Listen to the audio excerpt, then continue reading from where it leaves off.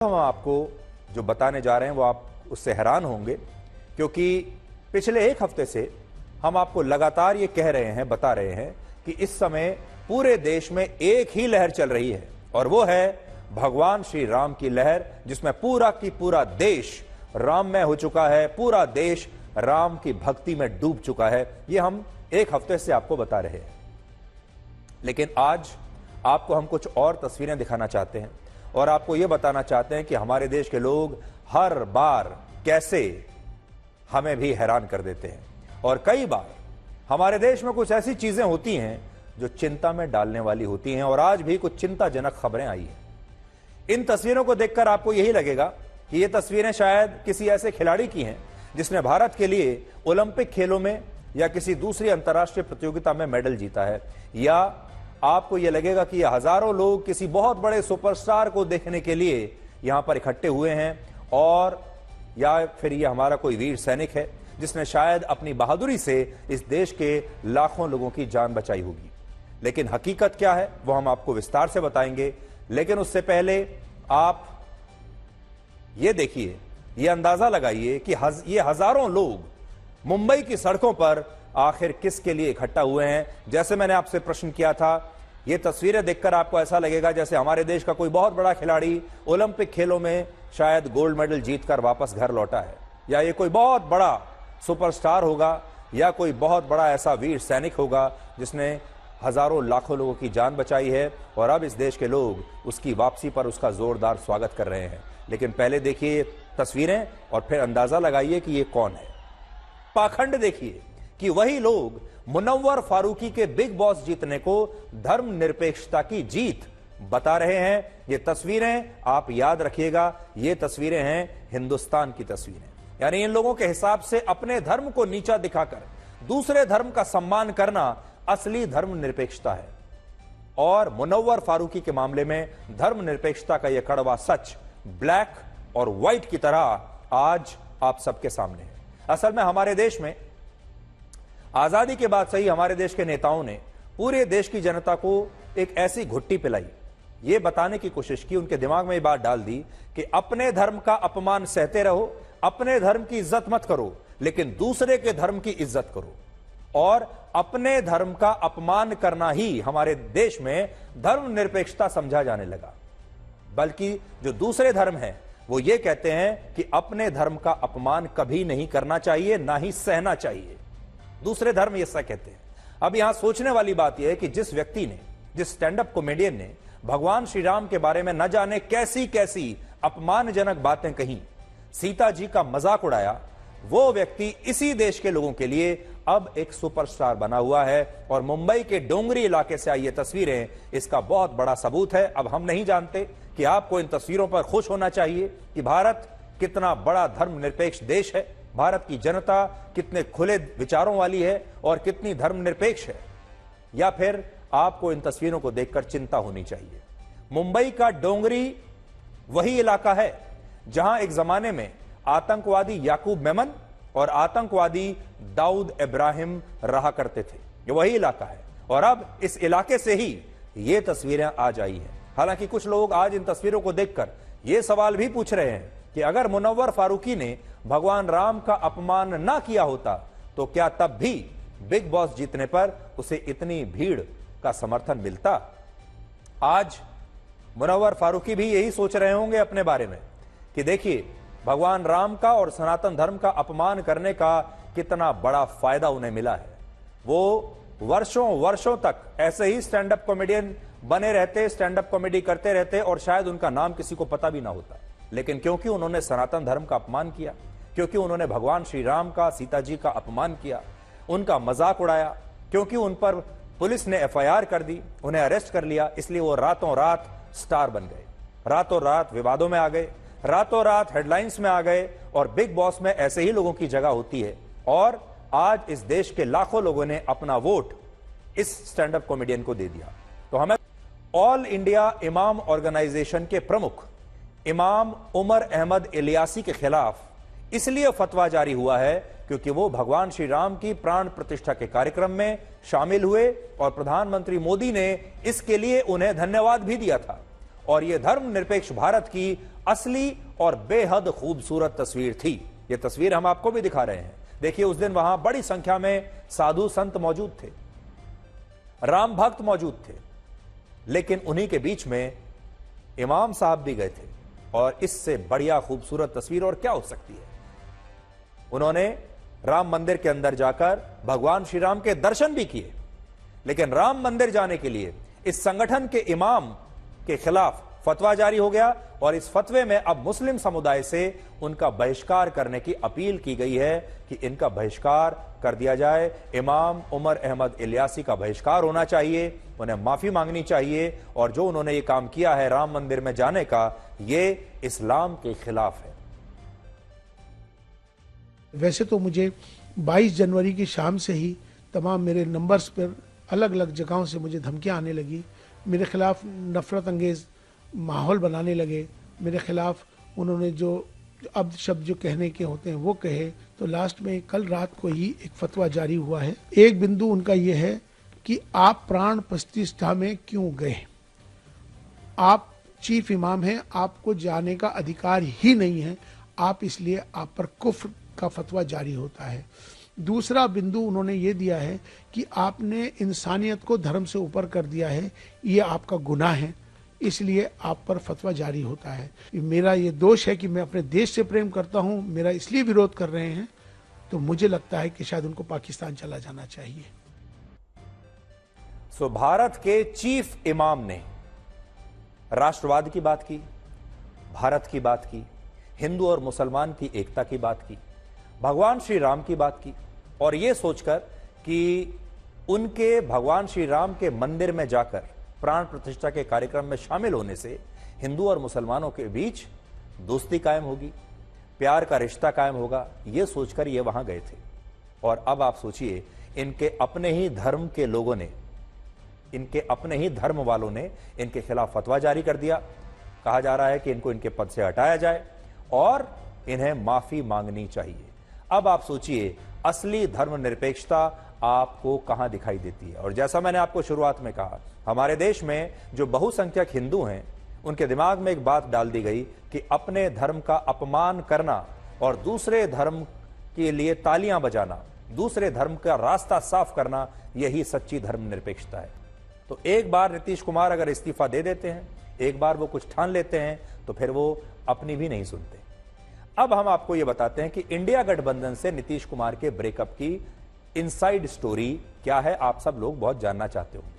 सूत्रों से हमें यह पता चला कि नीतीश कुमार विपक्ष के इंडिया गठबंधन के संयोजक बनना चाहते थे, या यह कह लीजिए कि प्रधानमंत्री पद के उम्मीदवार बनना चाहते थे, लेकिन राहुल गांधी इसके लिए तैयार नहीं थे और उन्होंने कहा था कि वो ममता बनर्जी से चर्चा करके इसके बारे में बताएंगे। जिसके बाद नीतीश कुमार नाराज हो गए और उन्होंने गुस्से में कहा कि उन्हें कुछ नहीं बनना, आप लालू यादव को संयोजक बना दीजिए। यह नाराजगी 13 जनवरी को तब और बढ़ गई जब बिहार में सीट शेयरिंग को लेकर इंडिया गठबंधन के नेताओं ने एक वर्चुअल बैठक की, और इस बैठक में जब सीट शेयरिंग के फॉर्मूले से नीतीश कुमार संतुष्ट नहीं हुए, तो उन्होंने इंडिया गठबंधन को छोड़कर बीजेपी में शामिल होने का फैसला ले लिया, और ऐसा करके पूरे देश को चौंका भी दिया। क्योंकि नीतीश कुमार कहते थे कि मर जाएंगे लेकिन बीजेपी के साथ नहीं जाएंगे, तो फिर अब क्यों चले गए। बीजेपी ने भी पूरे देश को हैरान किया है, लेकिन वो हम बताएंगे आपको कि क्यों हैरान किया है। लेकिन उससे पहले आप नीतीश कुमार की कहानी सुन लीजिए। असल में नीतीश कुमार ने एक बहुत बड़ा सपना देख लिया, और वो सपना उनकी राजनीतिक हैसियत से बड़ा सपना था। सपना क्या था? सपना था अगली बार प्रधानमंत्री बनने का सपना। वो पूरा कैसे होता? वो पूरा तब होता जब इंडिया गठबंधन एक बहुत बड़ा विशाल रूप लेता और इंडिया गठबंधन में वो नंबर 1 नेता बन जाते, इंडिया गठबंधन के संयोजक बन जाते। इसलिए आप याद कीजिए, 1-1.5 साल पहले से उन्होंने ये कोशिशें शुरू कर दी थी, और वो अपने आप को ऐसे प्रोजेक्ट करते थे जैसे वही इस पूरे इंडिया गठबंधन के संयोजक हैं। और उनकी नजर थी कि अगर ये गठबंधन की जो गोटियां हैं वो फिट बैठ जाएं, तो मैं प्रधानमंत्री बन सकता हूं। ये जो सपना उन्होंने देखा, असल में ये सब कुछ उस सपने की वजह से हो रहा है, क्योंकि जब इंडिया गठबंधन बना तो नीतीश कुमार का सपना उनकी आंखों के सामने ही टूटने लगा। और एक टाइम ऐसा आया जब उन्हें ऐसा लगा कि कहीं ऐसा ना हो कि प्रधानमंत्री का सपना देखते देखते मुख्यमंत्री की कुर्सी भी चली जाए। क्योंकि कुछ ही दिनों के बाद लालू यादव ऐसा कह रहे थे कि जैसे ही लोकसभा के चुनाव खत्म होंगे, उसके बाद वो अपने बेटे तेजस्वी यादव को मुख्यमंत्री बनाना चाहते थे। और फिर नीतीश कुमार का क्या होगा, उन्हें यह चिंता सताने लगी। यानी लोकसभा चुनाव के बाद प्रधानमंत्री का पद तो बहुत दूर की बात है, वो मुख्यमंत्री भी नहीं रहते। और अगर वो इंडिया गठबंधन के साथ चुनाव लड़ते तो उनकी पार्टी का परफॉर्मेंस बहुत खराब रहता, लोकसभा में उनकी बहुत कम सीटें आने वाली थी, ये बात वो समझ चुके थे। यानी लोकसभा चुनाव के बाद वो अपना पूरा राजनीतिक करियर खत्म देख रहे थे। जेडीयू की सीटें बहुत कम होने वाली थी, उनको ऐसा लग रहा था कि अगर इंडिया गठबंधन के साथ चुनाव लड़ा तो सीटें भी नहीं आएंगी, वोट भी नहीं मिलेंगे, मुख्यमंत्री की कुर्सी भी जाएगी और प्रधानमंत्री बनने का तो सवाल ही नहीं। इसलिए क्योंकि उनका एक ही सिद्धांत है, सरकार नई, मुख्यमंत्री वही, पार्टियां आती जाती रहेंगी, गठबंधन बनते बिगड़ते रहेंगे, सरकारें आती जाती रहेंगी, लेकिन कुर्सी पर एक ही व्यक्ति बैठेगा और वो है नीतीश कुमार। और वो भी सिर्फ किस लिए, क्योंकि वो अति पिछड़ा वर्ग से आते हैं और बिहार में जातियों का कॉम्बिनेशन ऐसा है कि उन्हें हटाने की हिम्मत कोई कर नहीं सकता। बीजेपी भी उन्हें हटाने की हिम्मत नहीं कर सकती, क्योंकि बिहार में वोट बैंक की जो राजनीति है वो आज भी सिर्फ और सिर्फ जाति पर ही आधारित है। अब देखिए कि बीजेपी ने ऐसा क्यों किया। बीजेपी की आखिर ऐसी क्या मजबूरी थी। बीजेपी तो कहती थी कि we are a party with difference, BJP तो कहती थी कि हम तो सिद्धांतों की पार्टियां हैं। फिर उन्होंने सारे सिद्धांत क्यों तोड़ दिए। तो बीजेपी ने पूरे देश को हैरान किया, क्योंकि बीजेपी कहती थी नीतीश कुमार के लिए उनके सारे दरवाजे बंद हो चुके हैं, लेकिन बीजेपी ने शायद नीतीश कुमार के लिए कहीं कोई खिड़की एक खुली छोड़ी हुई थी जिससे वो वापस आ सके। अब आप देखिए कि इस गठबंधन के पीछे नीतीश कुमार की सोच क्या है। 72 वर्ष के नीतीश कुमार विपक्ष के प्रधानमंत्री उम्मीदवार बनना चाहते थे, इसलिए विपक्ष के इंडिया गठबंधन की सबसे पहली बैठक पटना में नीतीश कुमार के आग्रह पर ही हुई थी। उन्होंने ही बुलाई थी और पटना में बुलाई जहां के वो मुख्यमंत्री थे, यानी एक तरीके से उन्होंने इसे होस्ट किया। लेकिन जब उन्हें यह लगा कि कांग्रेस और विपक्ष के बाकी दल नीतीश कुमार को अपना प्रधानमंत्री उम्मीदवार नहीं बनाएंगे, तो नीतीश कुमार ने इंडिया गठबंधन लालू यादव की पार्टी से ब्रेकअप कर लिया। इस ब्रेकअप की दूसरी बड़ी वजह है लोकसभा के चुनाव। आंकड़े कहते हैं कि जब जब नीतीश कुमार की पार्टी बीजेपी के साथ लोकसभा के चुनाव लड़ी तो उनकी पार्टी को ज्यादा फायदा हुआ है।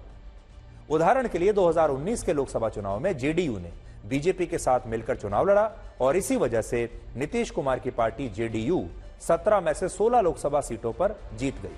लेकिन 2014 में जब जेडीयू ने बीजेपी से गठबंधन तोड़कर अकेले 38 सीटों पर चुनाव लड़ा था तो नीतीश कुमार की पार्टी को सिर्फ 2 सीटें मिली थी। आंकड़े आपके सामने हैं 2014 के और 2019 के।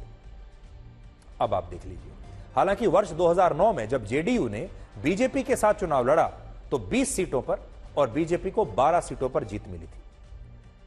लेकिन वर्ष 2020 में जब जेडीयू ने विधानसभा का चुनाव लालू यादव की पार्टी के साथ मिलकर लड़ा तो उनकी पार्टी राज्य में तीसरे नंबर की पार्टी बन गई। देखिए, उनकी पार्टी है तीसरे नंबर की, जीवन में उन्हें कभी बहुमत नहीं मिला, लेकिन फिर भी मुख्यमंत्री वही बनते हैं।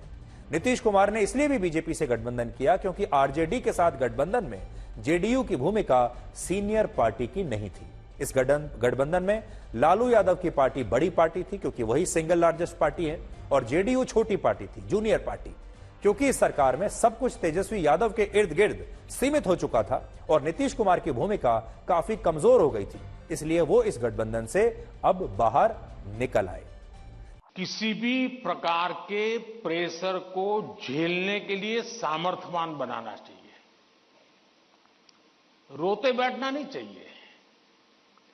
मान के चलना चाहिए कि जीवन में आता रहता है, दबाव बनता रहता है, तो खुद को तैयार करना पड़ता है। दबाव को हमने अपने तरीके से मन से एक बार इस स्थिति से जीतना है, ये तो संकल्प करना होता है। कभी कभी तो मैंने देखा है कि जो मां बाप अपने जीवन में ज्यादा सफल नहीं हुए हैं, जिनको अपने पराक्रम, अपनी सफलताएं, अपनी सिद्धियों के विषय में दुनिया को कुछ कहने को नहीं है, बताने को नहीं है, तो वे अपने बच्चों का रिपोर्ट कार्ड ही अपना विजिटिंग कार्ड बना देते हैं। किसी को मिलेंगे, अपने बच्चे की कथा सुनाएंगे, अब ये जो नेचर है वो भी एक प्रकार से बच्चे के मन में एक ऐसा भाव भर देता है कि मैं तो सब कुछ हूं, अब मुझे कुछ करने की जरूरत नहीं है। वो भी बहुत नुकसान करता है। जब अपनी मम्मी हमको कहती हैं कि सो जाओ, तो उसका इंटरफियरेंस मत मानिए। ज्यादातर स्टूडेंट का ईगो इतना हर्ट हो जाता है कि तुम कौन होती हो, सो जाओ और मुझे कल एग्जाम देनी है, मैं सोऊंगा नहीं सोऊंगा, तुम्हें क्या लेना। ऐसा करते हैं ना घर में। जो नहीं करते हैं न बोले, जो करते हैं वो बोले। जरा करते हैं, कोई नहीं बोल रहा है।